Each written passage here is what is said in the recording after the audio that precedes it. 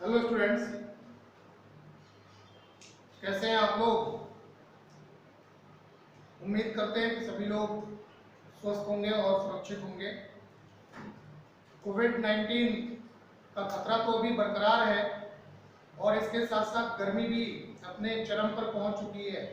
तो आप सभी लोगों के लिए सबसे अच्छी बात तो यही है कि आप लोग अपने घरों में अपने आप को सेफ किए रहें, अनावश्यक घर से बाहर ना निकलें, क्योंकि अब खतरा दोनों चीज़ों से है।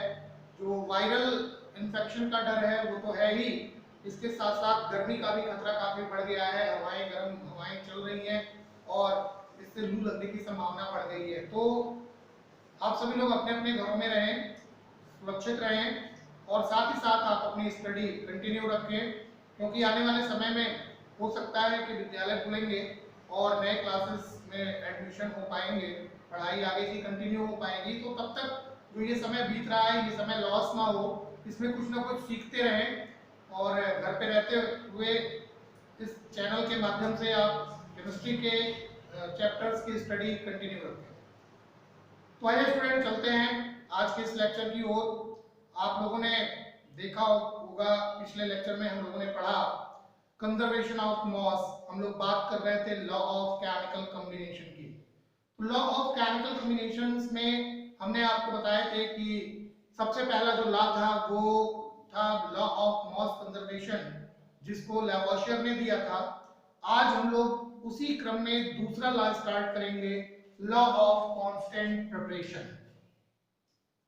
Law of constant preparation.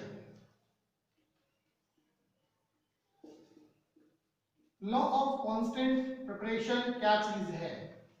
Law of constant preparation, या जिसको हम लोग हिंदी में कहते हैं स्थिर अनुपात का नियम, इस लॉ को सबसे पहले दिया था प्राउस्ट ने। तो दिस लॉ वाज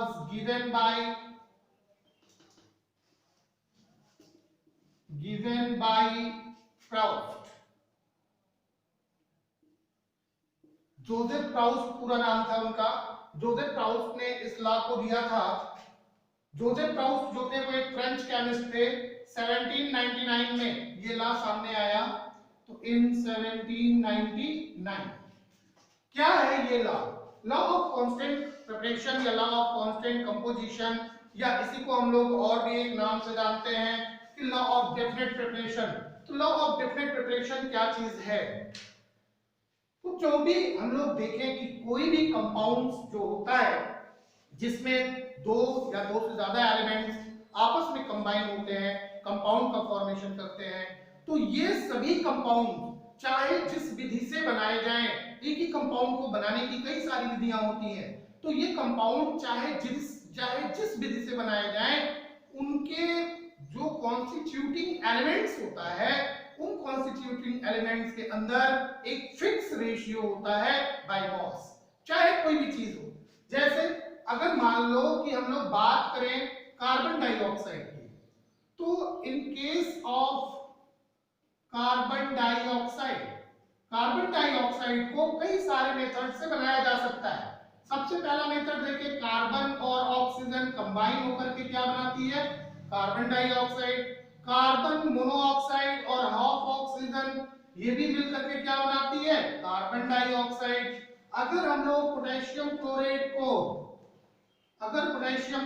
को हम लोग हीट कर दें, इसको अगर हम लोग हीट करते हैं तो भी क्या बन जाता है? Carbon dioxide. सॉरी, अगर कैल्शियम कार्बोनेट को हीट कर दें, कैल्शियम कार्बोनेट को हीट कर दें, तो कैल्शियम कार्बोनेट को अगर हीट करते हैं तो कैल्शियम ऑक्साइड और कार्बन डाइऑक्साइड का फॉर्मेशन हो जाता है। तो इस तरह से अगर हम लोग देखें तो तीन विधियां हैं जिसके द्वारा हम लोगों ने कार्बन डाइऑक्साइड बनाया। अब कार्बन डाइऑक्साइड में कार्बन और ऑक्सीजन के बीच में जो रेशियो होता है वो फिक्स होगा, चाहे जिस विधि से कार्बन डाइऑक्साइड बनाई जाए, कि कार्बन के 12 ग्राम कंबाइन होते हैं ऑक्सीजन के 32 ग्राम से। तो सब में यही होता है, कार्बन के 12 ग्राम जो है वो कंबाइन होंगे ऑक्सीजन के 32 ग्राम से कार्बन 12 ग्राम कंबाइन होता है ऑक्सीजन के 32 ग्राम से। तो इनके बीच में जो रेशियो होगा वो रेशियो क्या है कि 12:32। 12:32 कितने के बराबर हो जाएगा 3:8 बाई मॉस। तो कार्बन डाइऑक्साइड को चाहे जिस विधि से बनाया जाए या प्राप्त किया जाए, उनके बीच में, उनके कॉन्स्टिट्यूटिंग एलिमेंट के बीच में एक फिक्स रेशियो होता है बाई मॉस। ठीक इसी तरह से अगर हम लोग वाटर की बात करें तो वाटर हमें डिफरेंट प्लेस पे मिल सकता है। हैंड पंप का वाटर हो सकता है, टैप वाटर हो सकता है, रिवर वाटर हो सकता है, ट्यूबवेल वाटर हो सकता है, चाहे जहां से आप वाटर ले लीजिए, या फिर हाइड्रोजन और ऑक्सीजन को कंबाइन करा के वाटर बनाइए, H2 + ½ O2 इस तरह से वाटर बनाइए। चाहे जैसे वाटर बनाया जाए, तो वाटर में हाइड्रोजन और ऑक्सीजन के बीच में एक फिक्स रेशियो होता है बाई मॉस। क्या 2:16 या 1:8। ये 1:8 बाई मॉस किसमें हाइड्रोजन और ऑक्सीजन में। तो this is known as law of constant composition या लॉ ऑफ डेफिनेट प्रिपरेशन, इसी को हम लोग कहते हैं। तो कैसे इसको हम लोग डिफाइन करेंगे, तो अकॉर्डिंग टू, या इस तरह से कि this law states that a pure chemical compound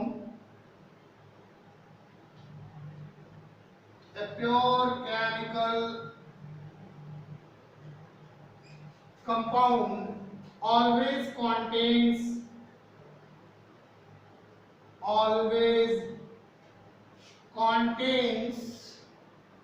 a pure chemical compound always contains same element combined together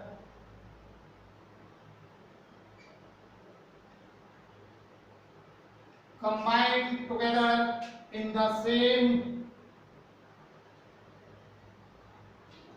definite preparation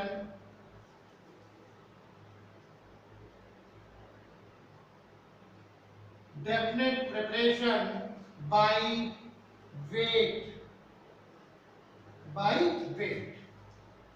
इस लॉ के अकॉर्डिंग हम लोग इस लॉ को कैसे लोग डिफाइन कर सकते हैं कि एक प्योर केमिकल कंपाउंड होता है, उसमें हमेशा अगर सेम एलिमेंट्स हो जो आपस में कंबाइंड होते हैं, तो वो हमेशा एक सेम डेफिनेट प्रिपरेशन में कंबाइन होते हैं बाय वेट या बाय मॉस।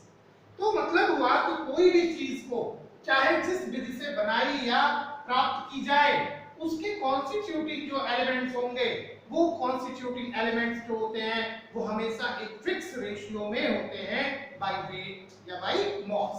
तो ये था आपका लॉ ऑफ कांस्टेंट प्रिपरेशन। इसके बाद हम लोग अगला लॉ देखेंगे। अगला लॉ कौन सा है, तब तक इसको आप लोग नोट कर लीजिए। अगला लॉ हम लोग देखेंगे law of multiple preparation.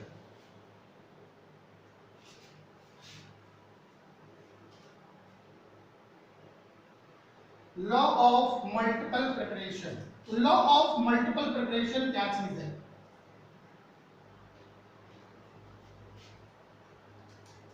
Law of multiple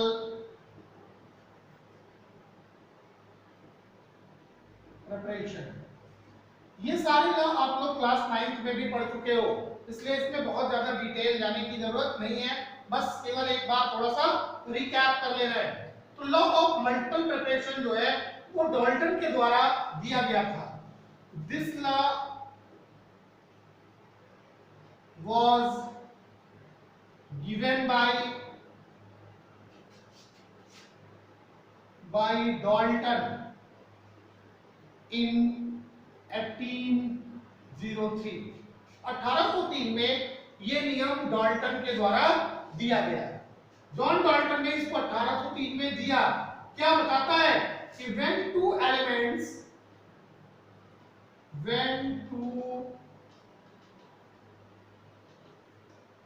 elements combine to form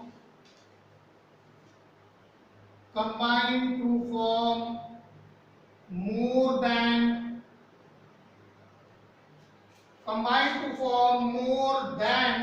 one compound, then the masses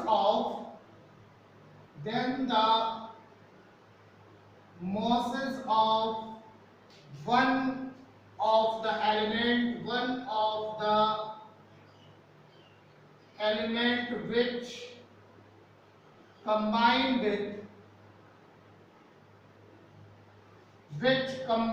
with a fixed mass of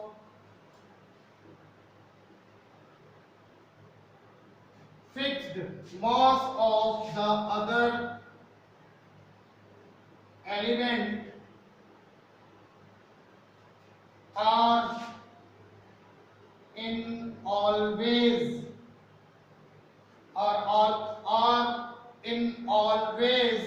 in a simple whole number ratio.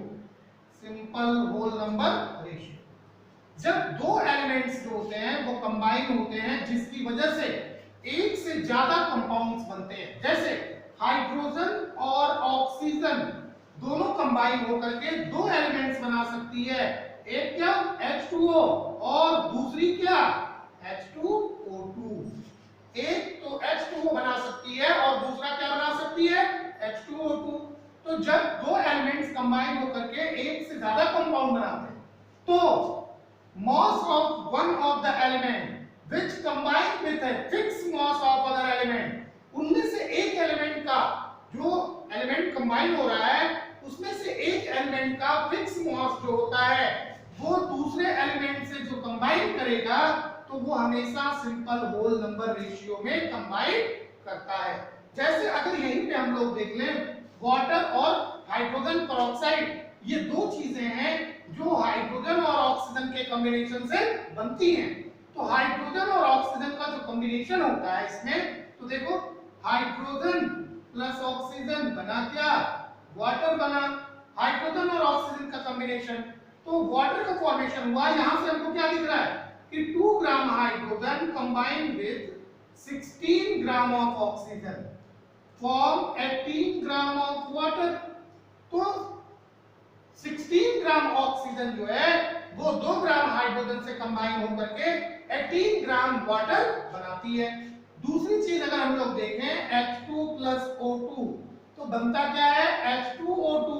तो 2 ग्राम हाइड्रोजन कंबाइन होता है कितने से 32 gram oxygen से और 34 gram hydrogen peroxide बनता है। तो अगर हाइड्रोजन के मास को हम फिक्स करें तो ऑक्सीजन जो है वो हाइड्रोजन के फिक्स मास से कंबाइन होकर के दो कंपाउंड बना रहा है। तो इन दोनों कंपाउंड में ऑक्सीजन का जो हाइड्रोजन के फिक्स मास से कॉम्बिनेशन है वो एक सिंपल होल नंबर रेशियो में है। क्यों? ऑक्सीजन कितना ग्राम फिक्स मास ऑफ देखो 16 gram and 32 gram oxygen combine with fix mass of hydrogen कितना 2 ग्राम हाइड्रोजन के फिक्स मास से कंबाइन कर रही है। तो ऑक्सीजन के दोनों कंपाउंड्स में जो रेशियो होगा वो 16 रेशियो कितना 32 या 1 रेशियो कितना 2 बाय मॉस। तो इस तरह से दोनों में से कोई एक एलिमेंट जो होगा वो दूसरे एलिमेंट के फिक्स मास से अगर कंबाइन करता है तो उसके अंदर जो है वो एक सिंपल होल नंबर रेशियो होगा। यही लॉ ऑफ मल्टीपल प्रिपरेशन कहलाता है। आइए एक और एग्जांपल देखते हैं। Nitrogen and oxygen combine together. Nitrogen और ऑक्सीजन जो है वो साथ साथ कंबाइन होती है और 5 ऑक्साइड्स बनाती है। Nitrogen and oxygen combine to form oxide. अब देखते हैं इसमें कि ऑक्सीजन जो नाइट्रोजन के फिक्स मॉस से कंबाइन करेगी, क्या वो एक सिंपल होल नंबर रेशियो में है? तो नाइट्रोजन की जो ऑक्साइड्स बनती हैं वो कौन कौन सी? पहली बनी N2O, दूसरा बना NO, तीसरा बना N2O3, चौथा बना N2O4, पांचवा अगर बनता है तो N2O5। अब जरा देखें इसमें नाइट्रोजन कितने ग्राम यहाँ कंबाइन हो रहा है? नाइट्रोजन का मॉस जो होता है वो 14 ग्राम होता है, दो एटम है तो एटॉमिक मॉस डबल हो जाएगा 28 ग्राम। कितने ऑक्सीजन से कंबाइन हो रहा है? 16 ग्राम से। यहाँ नाइट्रोजन कितना? 14 ग्राम। कितने ऑक्सीजन से कंबाइन हो रहा है? 16 ग्राम से। फिर यहाँ पे नाइट्रोजन कितना? 28 ग्राम। तो यहाँ ऑक्सीजन कितना हो रहा है? 48। यहाँ नाइट्रोजन कितना? 28 ग्राम। तो यहाँ पे ऑक्सीजन कितना है? 64 ग्राम। यहाँ नाइट्रोजन 28 ग्राम, तो यहाँ कितना है? 80 ग्राम ऑक्सीजन से कंबाइन हो रहा है। अब जरा देखें यहाँ पे, अगर नाइट्रोजन के मॉस को हम फिक्स करते हैं तो नाइट्रोजन का मॉस 28 ग्राम पे अगर फिक्स करते हैं तो 14 ग्राम अगर 16 ग्राम से कंबाइन हो रहा है तो इसका मतलब ये हुआ कि 28 ग्राम जो होगा वो 32 ग्राम से कंबाइन होगा। यानी अगर नाइट्रोजन के मॉस को हमने फिक्स किया तो यहाँ 14 ग्राम था, इसको भी हमें क्या करना होगा? 28 ग्राम। अगर हमने इसको 28 ग्राम किया तो 16 ग्राम भी कितना हो जाएगा? 32 ग्राम। तो नाइट्रोजन की फिक्स मॉस 28 ग्राम से ऑक्सीजन का जो कॉम्बिनेशन हो रहा है वो एक डेफिनेट, एक होल नंबर, एक सिंपल होल नंबर रेशियो में हो रहा है। कैसे सिंपल होल नंबर रेशियो में हो रहा है? अगर इसका हम लोग फिक्स मॉस ले लें, अगर इसका हम लोग फिक्स मॉस ले लें, मान लो किसका हमने फिक्स मॉस लिया, कितना फिक्स मॉस लिया? 28 ग्राम। नाइट्रोजन में सब में 28 ग्राम हमने कर लिया, 28 ग्राम 28 ग्राम कर लिया। तो ऑक्सीजन कितना कंबाइन हो रहा है? यहाँ 16, यहाँ 32, यहाँ 48, यहाँ 64 और यहाँ 80 ग्राम ये हो रहा है। तो क्या इसके अंदर एक सिंपल होल नंबर रेशियो नहीं है? 16 1 जा, 16 2 जा, 3 जा, 4 जा, 5 जा। यानी मतलब क्या हुआ कि नाइट्रोजन के 14 ग्राम ऑफ नाइट्रोजन से oxygen 1 ratio 2 ratio 3 ratio 4 ratio 5 के सिंपल होल नंबर रेशियो में कंबाइन होती है और ये ऑक्साइड्स बनाती है। तो this is known as law of multiple preparation. इसी को हम लोग लॉ ऑफ मल्टीपल प्रिपरेशन कहते हैं। तो स्टूडेंट्स, ये था आपका लॉ ऑफ मल्टीपल प्रिपरेशन। इसके बाद हम लोग देखेंगे जो आपके लिए एक नई चीज होगी, आपने उसके बारे में 9th में कोई भी चीज नहीं सुनी है, नहीं पढ़ी है, वो है लॉ ऑफ रेसिप्रोकल प्रिपरेशन। तो हम लोग देखेंगे लॉ ऑफ रेसिप्रोकल प्रिपरेशन या लॉ ऑफ इक्विवेलेंट प्रिपरेशन। तो इसको नोट कर लीजिए आप लोग। आइए देखते हैं law of reciprocal preparation. Law of reciprocal preparation क्या है?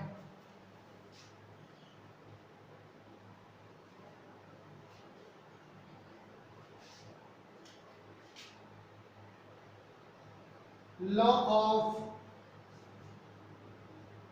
Reciprocal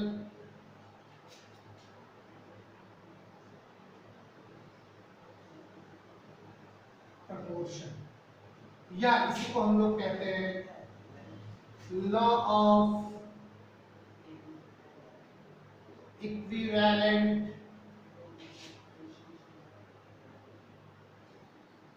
proportion.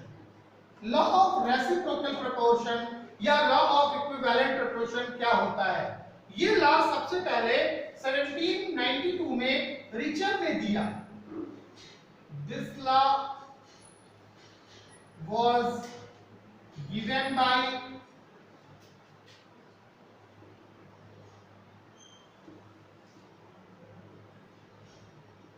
Richer in 1792. This law states that, आइए पहले इसको हम लोग डिफाइन कर लेते हैं, स्टेट्स दैट, ये लॉ क्या कहता है कि when two different elements, when two different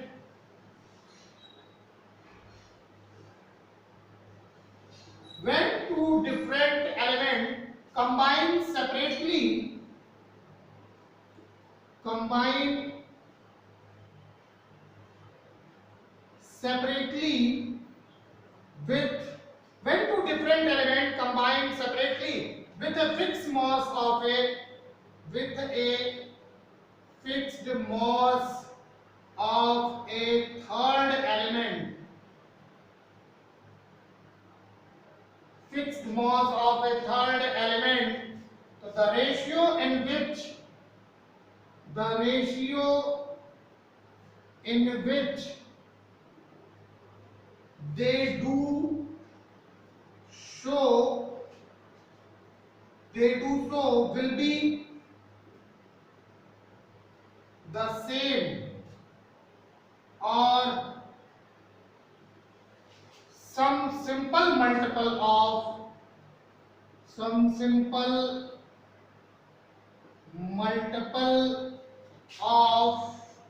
the ratio in which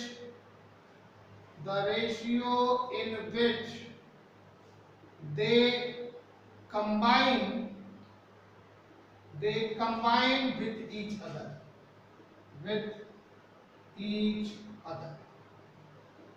क्या चीज है कि जब दो डिफरेंट एलिमेंट्स जो हैं वो सेपरेटली किसी दूसरे से के फिक्स मॉस से कंबाइन करते हैं, यानी किसी तीसरे के फिक्स मॉस से कंबाइन करते हैं, तो जिस रेशियो में ये ऐसा करते हैं वो सेम रेशियो होता है या some simple multiple of the ratio, या फिर वो एक सिंपल मल्टीपल रेशियो में होते हैं which they combine with each other, जिससे वो दोनों एक दूसरे से कंबाइन करते हैं।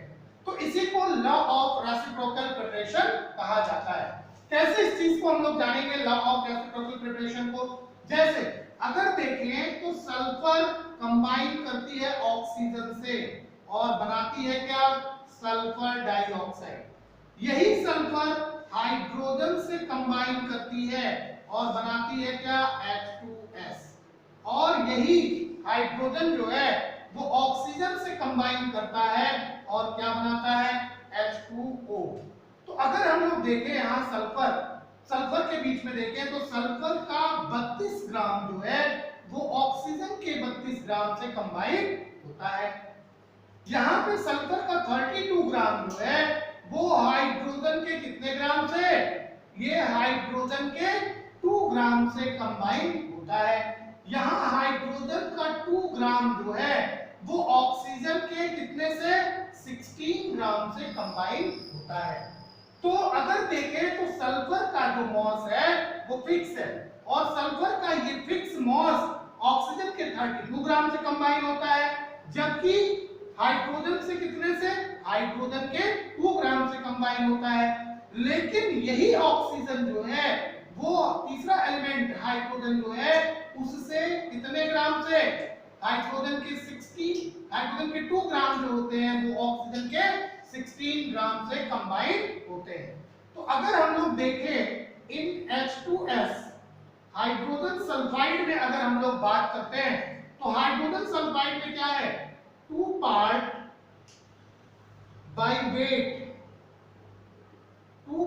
By weight of hydrogen combined with कितने? 32 gram of sulphur. 32 gram sulphur से ये कंबाइन हो जाता है। और वाटर में देखें अगर हम लोग in water 2 parts by weight of hydrogen combined with 16 parts of oxygen। 16 part oxygen से कंबाइन होता है।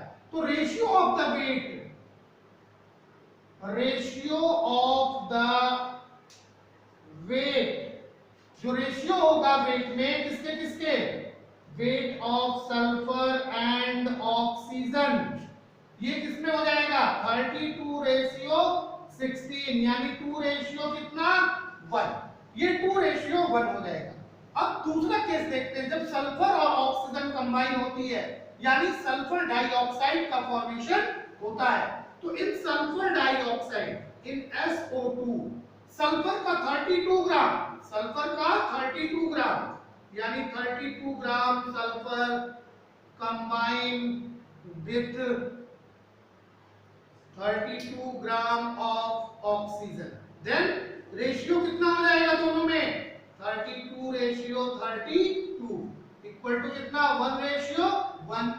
तो इन सल्फर डाइऑक्साइड में जो रेशियो आ रहा है वो कितना आ रहा है 1:1 आ रहा है। तो ये दोनों रेशियो को अगर हम लोग देखें तो 1:1, 2:1, रेशियो 1:1, ये इक्वल टू 2:1 के बराबर होगा।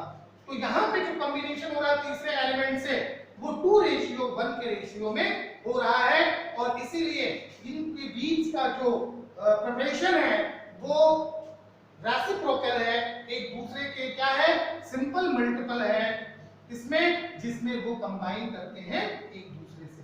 तो ये था लॉ ऑफ रेसिप्रोकल प्रिपरेशन। तो स्टूडेंट्स इसके बाद हम लोग पढ़ेंगे गैल्सवॉक्स लॉ ऑफ कंबाइनिंग वॉल्यूम। गैल्सवॉक्स का कंबाइनिंग वॉल्यूम लॉ क्या था, तो इसको आप लोग तब तक नोट कर लीजिए।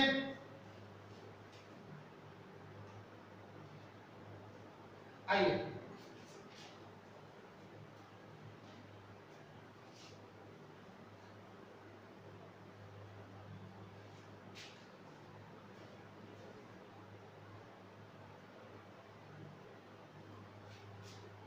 अगला जो लॉ है वो है Gay Lussac's law of combining volume.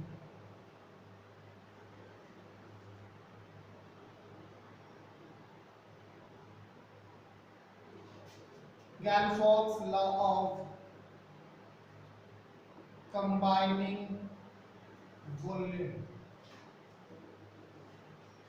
गैल्सवॉक्स का क्या नियम था कंबाइनिंग वॉल्यूम को लेकर के, गैल्सवॉक्स ने क्या नियम दिया था, तो गैल्सवॉक्स ने ये नियम जो दिया था वो 1808 में दिया था। तो this law was put forward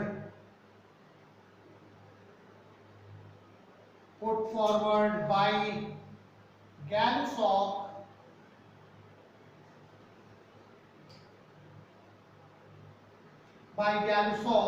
in 1808।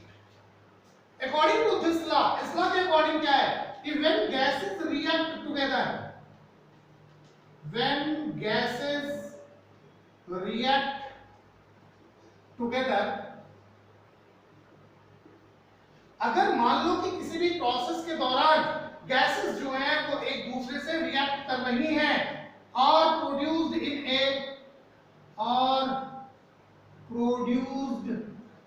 In a chemical reaction,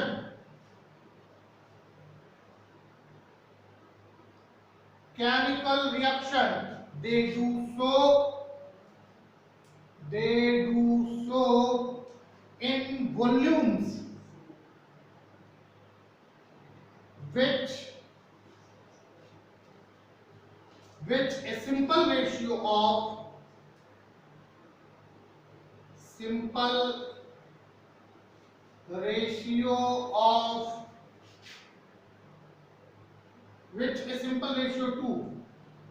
to one another,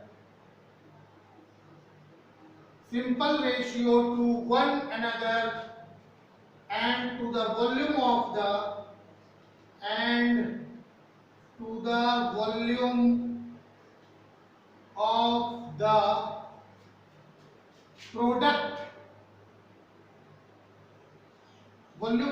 product.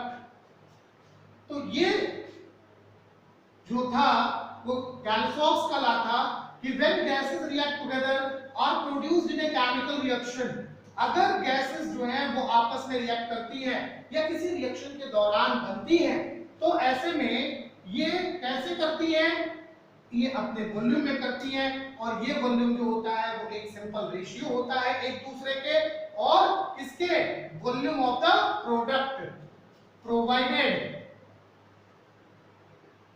all gases are at the same temperature and pressure, तो जब कभी भी गैसें आपस में रिएक्ट करती हैं या किसी केमिकल रिएक्शंस के दौरान प्रोड्यूस होती हैं, तो ये जैसे भी होती हैं वो उनके वॉल्यूम में एक सिंपल रेशियो होता है, यानी एक दूसरे के वॉल्यूम में सिंपल रेशियो होता है किसके साथ, उनके प्रोडक्ट के साथ, जिसमें कि सारी गैसें जो होती है वो सेम टेम्परेचर और प्रेशर पर रखी जाती है। जैसे अगर मान लो कि हाइड्रोजन और क्लोरीन दोनों गैसेस हैं जो कंबाइन होकर के क्या बनाती है, HCl बनाती है, तो अगर हाइड्रोजन का वन वॉल्यूम माने तो one volume of hydrogen combined with one volume of chlorine कितना बनाएगी है, 2 वॉल्यूम ऑफ HCl, ये 2 वॉल्यूम ऑफ HCl बना लेती है। तो हाइड्रोजन, क्लोरीन और HCl गैस में ये सभी क्या है, गैसेस हैं, इस तीनों गैसों में एक सिंपल रेशियो होगा, कितना रेशियो होगा, 1:1:2, 1:1:2, एक सिंपल रेशियो होता है रिएक्टेंट और प्रोडक्ट के बीच में।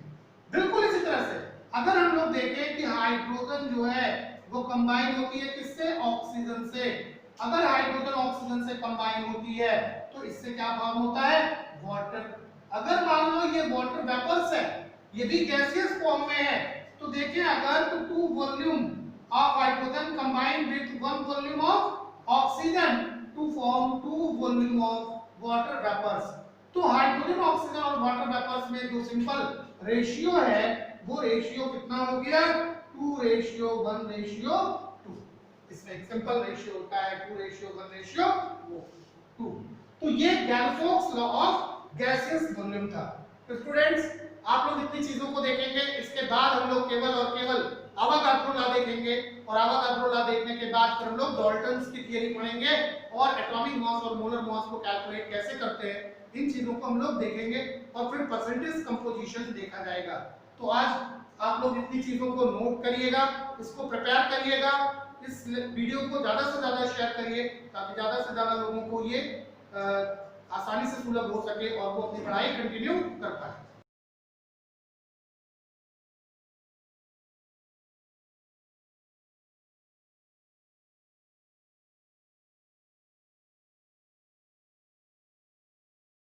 तेरी कूलनेस का स्वैग कहीं लो ना हो जाए, तेरी लाइफ की स्पीड कहीं स्लो ना हो जाए, तेरी कूलनेस का स्वैग कहीं लो ना हो जाए, तेरी लाइफ की स्पीड कहीं स्लो ना हो जाए। जरा ध्यान से सुनो ना फिर बाद में ना रोना, थोड़ी केयर तो करो ना, हाथ अच्छे से धोना, लेट्स रोको कोरोना, थोड़ी केयर तो करो ना, थोड़ी केयर